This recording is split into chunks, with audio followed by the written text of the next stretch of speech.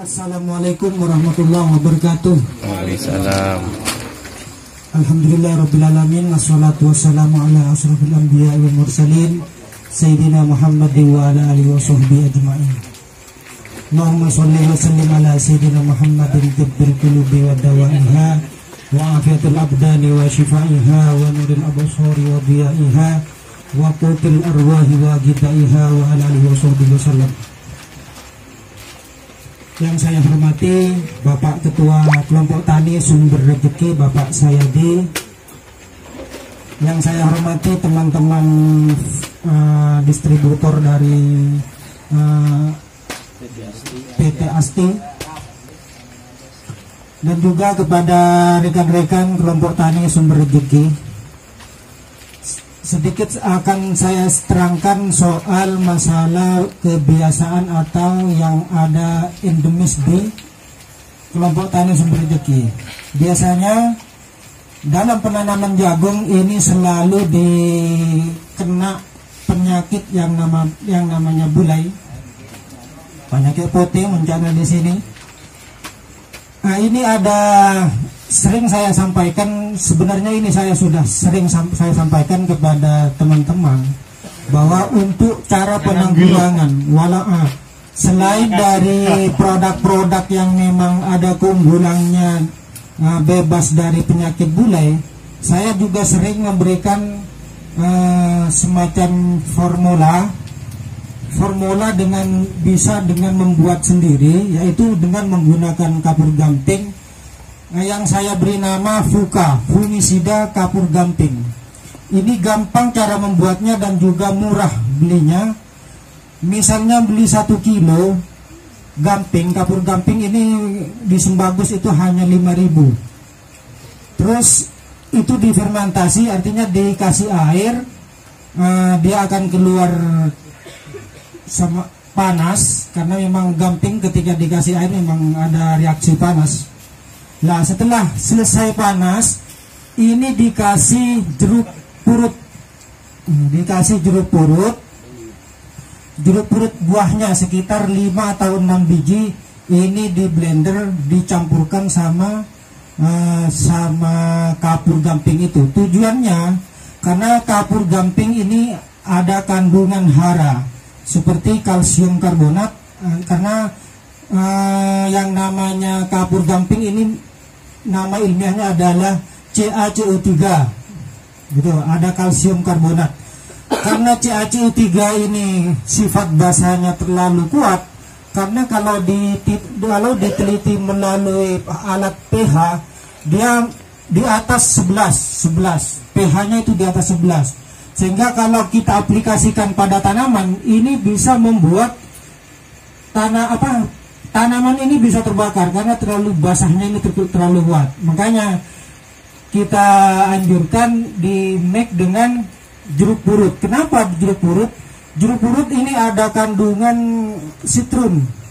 Ini bisa mengkataliskan dari pH yang terlalu tinggi ini, sehingga ada penurunan pH dari 12 atau 10 hingga ke titik 9. Nah, kalau sudah titik 9, ketika diaplikasikan dengan tanaman, artinya disemprotkan kepada tanaman, dicairkan ke air, ini akan turun lagi sehingga masuk ke titik 7 standar sudah netral. Nah, inilah ketika sifat basah ini dilakukan penyemprotan pada tanaman, dia akan menolak, karena semua jenis jamur, baik itu mildew ataupun jamur-jamur patogen lain seperti fusarium, apa saja, itu tidak akan bisa masuk ke dalam kondisi yang basah, karena semua jamur itu suka dengan kondisi asam. Hingga tanah yang kebanyakan, soalnya tanah ini di bawah 5, sehingga tanah kalau sudah dalam kondisi pH 5, ini jamur akan cepat berkembang di sana. Sehingga untuk penanggulangan jamur supaya tidak dikena jamur jamur seperti gulai, maka sebaiknya diaplikasikan kapur gamping yang di mix dengan jeruk purut itu itu pada usia 7 hari itu disemprot. Terus yang kalau misalnya mau nyemprot kedua kalinya pada usia 15 atau 14 hari itu disemprotkan ke tanaman jagung. Insya Allah lepas dari itu, soalnya jagung kalau sudah usia 20 hari, jagung itu sudah bisa menciptakan imun sendiri, kekuatan sendiri, sehingga lepas dari penyakit yang namanya bulai. Dari 0 hari sampai 20 hari ini yang sering rentan kena penyakit jamur. Seperti itu. Jadi penanggulangannya sejak mulai 7 hari disemprot dan 15 hari disemprot menggunakan kapur gamping. Nah, ketimbang beli produk-produk kimia yang jelas sudah saya paham, itu produk-produk yang untuk untuk menyembuhkan atau penanggulangan bulai ini boleh dikatakan mahal. Bayangkan ini cuma 5.000, katakanlah tidak mempunyai jeruk purut juga beli, palinglah 10.000, ini bisa untuk 1 hektar. Bayangkan coba, 10.000 bisa menanggulangi bulai, bisa untuk 1 hektar. Ini kan irit biaya ketimbang membeli produk yang mahal. Cukup sekian dulu dari saya. Pertanyaan, gimana? itu kapur gampingnya akan 1 kilo, terus jeruk purutnya kasih 5 ya? 5 sampai 6 biji. 6 biji. Itu apa per liternya? Jeruknya apa harus di mix semua? Nah, itu misalnya nanti beli kapur gamping yang 1 kilo, itu dikasih air sekitar antara 4 atau 5 liter air, itu akan keluar asap nanti. Setelah dingin, itu yang yang jeruk purut yang 5 atau 6 biji itu kita blender. Langsung dimasukkan? Iya, setelah blender masukkan ke kapur itu. Nah itu ambil sudah nanti. Apa mau diambil cairannya atau endapannya juga boleh. Kalau diambil endapannya cukup 1 sendok per tangki. Kalau diambil kesemuanya kita aduk-aduk dulu, itu kan nyampur nanti. Itu menggunakan dosis 200 ml per tangki. Sudah cukup, insya Allah cukup.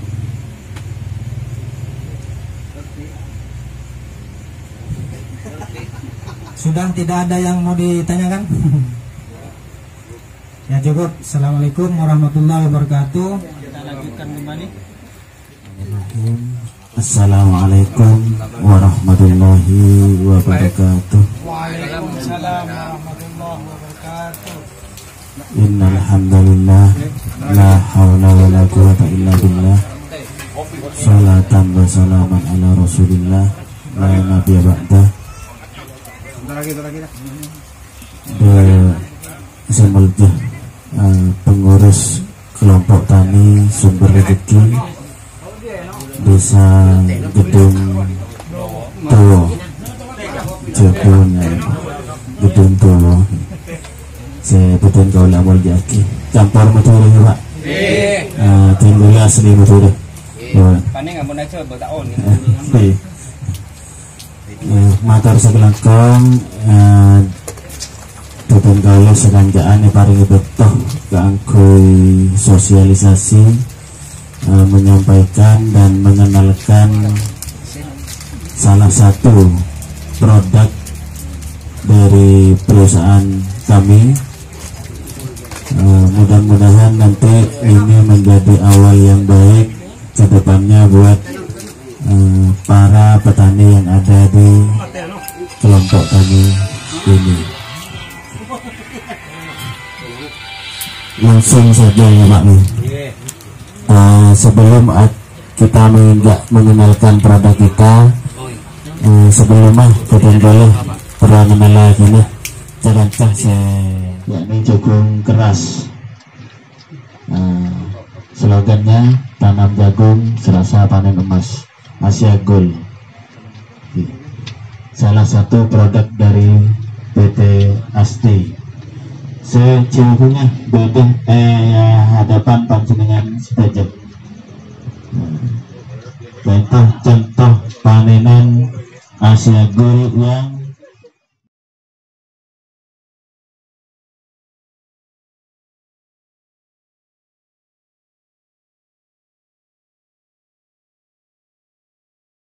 waktu belajar organik, sasaran saya langsung horti. Kenapa horti? Karena untuk membangun image bahwa yang alami itu, kata teman-teman yang lain yang belum mengenalkan itu seakan-akan kurang gereng, kurang gimana itu, seakan-akan kalah sama kimia. Makanya saya uji coba langsung horti tanam bawang kemarin, tanam semangka. Pernah saya. Tujuan utama itu biar ada bukti bahwa alami itu juga mampu. Sehingga tak perlu bicara sama teman-teman, wah itu pakai organik. Kan tak perlu banyak bicara. Ya. Itu maksudnya. Sekarang petani itu kan repot kalau apa organik itu kan tak pakai paju mana. Mentak langsung pajeng ya. Ya itu. Ya, karena sistemnya organik, kalem tapi pasti. Beda dengan yang memang kimia, aplikasi sekarang bisa langsung dilihat, bisa butuh 1-2 hari atau ya maksimal 1 minggu. Saya sebelum organik kan sebenarnya juga pelaku kimia. Jadi soal bahan aktif saya sudah hafal. Maksudnya dulu ketika suka, artinya belajar organik itu kan karena sudah merasa jenuh di kimia. Ketika tanam padi sering ada hama orang, saya genjot pakai kimia. Kok memang ada matinya itu ada. Itu merang itu memang ada. Kelihatan ada. Tapi anehnya kenapa 3 hari kemudian kok banyak lagi? Itu timbul tanda tanya saya. Kenapa kok ada lagi? Lah, ketika kita aplikasikan yang alami, walaupun tidak terlalu gerang katakanlah, tapi lambat laun dia akan hilang dengan sendirinya. Sama seperti tanam bawang kemarin. Bawang juga kalau kita lihat dari hasil ketika aplikasi, saya tak pernah melihat ada ulat mati, nggak pernah lihat. Tapi kenyataannya kenapa kok ulat itu lama-lama hilang dengan sendirinya? Kan seperti itu. Akhirnya ketemu, saya amati, ternyata kalau kita bicara pesnap itu sebenarnya bukan cuma kandungan sebenarnya. Dia akan mendatangkan predator. Nah ini yang tidak disadari. Manajemen konflik.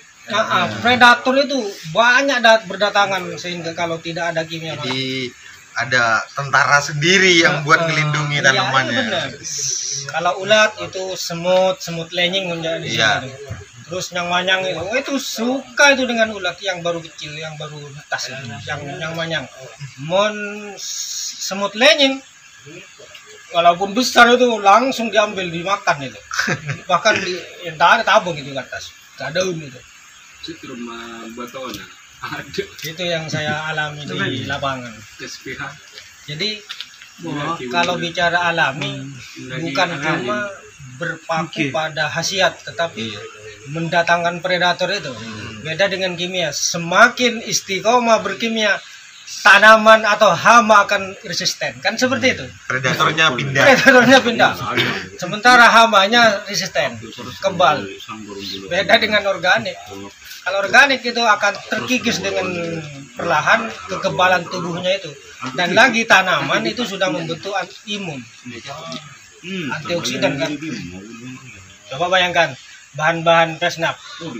Kalau saya mungkin limbah, terus kunyit itu mesti ada itu di formula saya.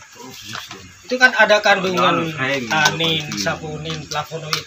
Itu kan sebenarnya kandungan yang ada di antioksidan. Apa sih antioksidan? Itu orang tahunya kan ini mengandung antioksidan. Apa antioksidan? Ya itu flavonoid, tanin dan saponin itu yang ada di pesnap, sehingga tanaman itu akan membentuk antibodi dengan sendiri. Tapi kemudian enggak tak mati. Tak pernah ya. Seperti itu alur ceritanya. Seru. Makanya saya ke teman-teman petani horti terutama bawang, usahakan dari 0 hari sampai 25 hari jangan menggunakan pestisida. Usahakan bersabar, walaupun ada ulat pakai manual, tangan saja, cap jari. Cap 5 jari. Karena walaupun pakai kimia tetap cap jari. Orang Lamongan sana, walaupun obatnya sekelas klorfinapir ataupun amamektin benzoat, itu tetap pakai tangan itu. Apa bedanya? Kita imbangi juga pakai tangan juga. Iya, Nah, setelah 25 hari itu nikmatnya organik. Kenapa?